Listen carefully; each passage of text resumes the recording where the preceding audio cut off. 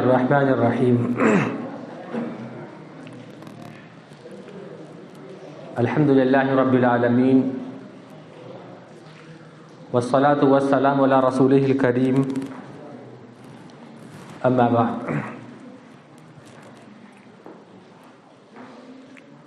اللہ تبارک و تعالیٰ ارشاد فرماتے ہیں قوا انفسکم واہلیکم نارا وقودها الناس والحجارہ۔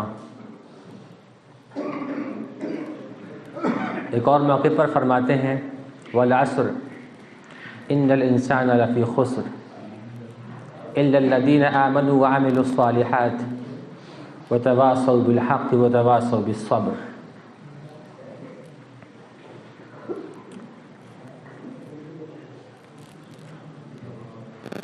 محترم سامعین کرام،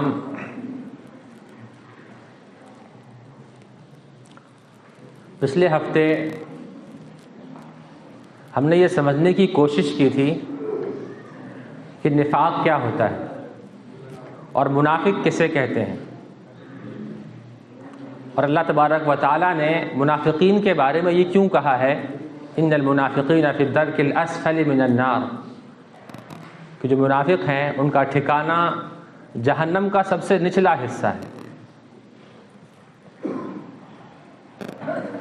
اسی کا اگلا حصہ، اگلی کڑی یہ ہے کہ ہم یہ سمجھیں کہ ایمان کیا ہے، اسلام کیا ہے، مومن کون ہے، ہم کب تک ایمان میں داخل ہیں اور کب ایمان سے باہر نکل جاتے ہیں۔ اگر سادہ انداز میں سمجھیں تو اس طرح کہہ سکتے ہیں کہ اسلام میں صرف 3 درجے ہیں،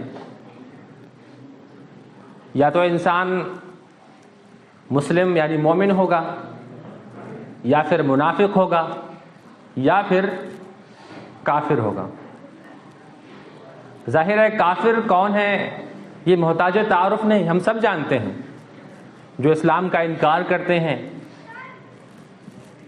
جو غیر اللہ کو مانتے ہیں، جو اللہ کے ساتھ کسی اور کو شریک کرتے ہیں، وہ سب کے سب خارج از اسلام ہیں، سب کے سب کفار ہیں۔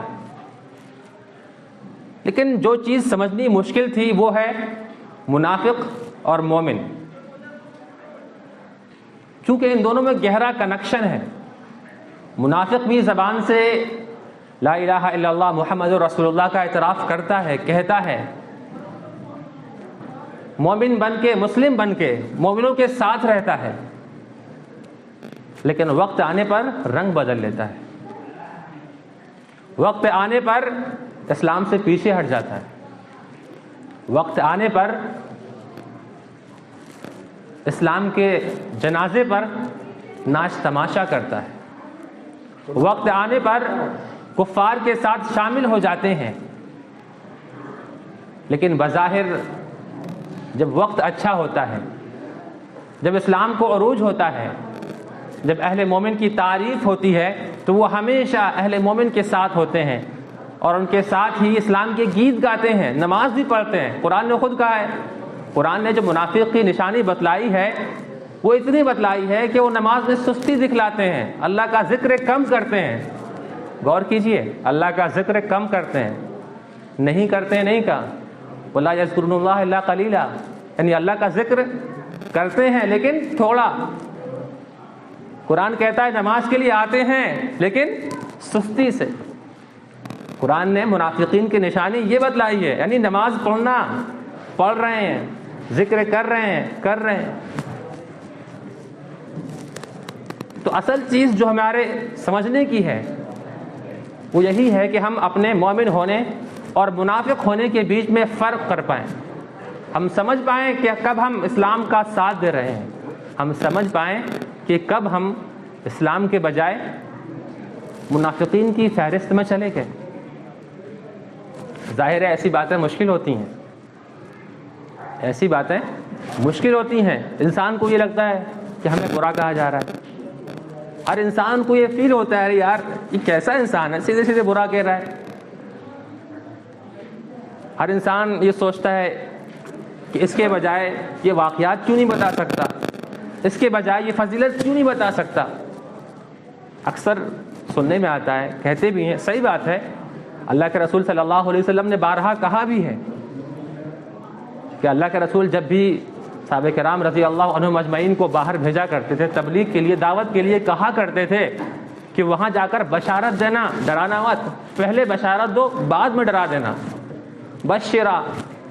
اللہ کے رسول نے ہمیشہ کہا کہ جب بھی جاؤ، جب بھی دعوت دو، پہلا درجہ بشارت کا ہے، پہلے یہ بتاؤ کہ اسلام میں کیا کیا ہے۔ لیکن یہاں پہ غور کرنے کی بات یہ ہے، اللہ کے رسول یہ ان سے کہہ رہے ہیں جو اسلام میں داخل نہیں ہے، جن کو اسلام میں لانا ہے، جن کو بتانا ہے اسلام میں کیا ہے، اسلام کیوں خوبصورت ہے۔ لیکن جو اسلام میں پہلے سے داخل ہیں، جو اسلام میں پہلے سے داخل ہیں، جو مومن ہیں، جو مسلم ہیں پہلے سے، وہ بشارت کا حصہ ہیں پہلے سے، انہیں اب بشارت دینے کی ضرورت نہیں، کیونکہ اللہ کے نبی کریم صلی اللہ علیہ وسلم نے ان کے ہی بارے میں کہا ہے، من قال لا الہ الا اللہ دخل الجنہ، کہ جس نے زندگی میں ایک بار بھی لا الہ الا اللہ کہہ دیا جنت میں داخل ہوگا ہی۔ من قال لا الہ الا اللہ حرم اللہ علیہ النار، جس نے ایک بار لا الہ الا اللہ کہہ دیا، اللہ نے اس کے لیے ہمیشہ کے لیے، اللہ نے اس کے لیے آگ کو حرام ہی کر دیا۔ یہ بشارتیں مل چکی ہیں،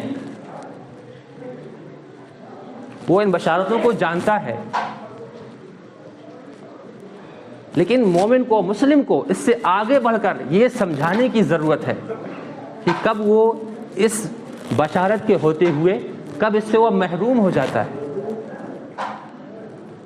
ورنہ اللہ تبارک و تعالیٰ کیوں کہتا ہے قوا انفسکم واہلیکم نارا وقودها الناس والحجارہ، کہ اپنے آپ کو، اپنے اہل خانہ کو، اپنے لوگوں کو جہنم سے بچاؤ۔ کیوں کہتا؟ کون ہے اہل خانہ؟ گھر والے وہی ہیں نا جو آپ کے ساتھ پہلے سے ہیں، جو پہلے سے اسلام میں آ چکے۔ ورنہ کیوں اللہ تبارک و تعالیٰ کہتا والعصر ان الانسان لفی خسر، زمانے کی قسم سارے انسان گھاٹے میں ہیں سوائے اس کے جو ایمان لایا۔ اس کے بعد فرمایا اور عمل صالح کیے۔